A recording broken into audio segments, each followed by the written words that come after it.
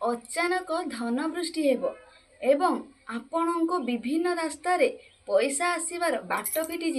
भाग्य आपणकर चमकीज माता लक्ष्मी आपणको ऊपर टंकार वर्षा करेंगे किंतु आपण को यही छोट मंत्रटी आपण को दिन राति अहरह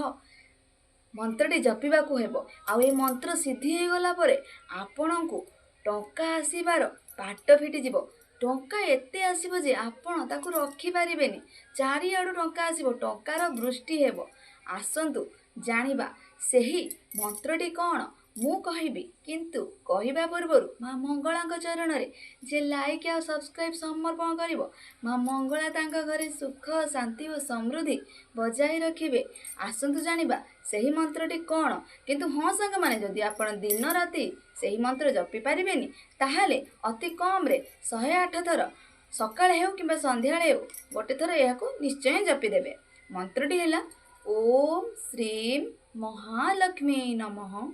ओम श्री महालक्ष्मी नमः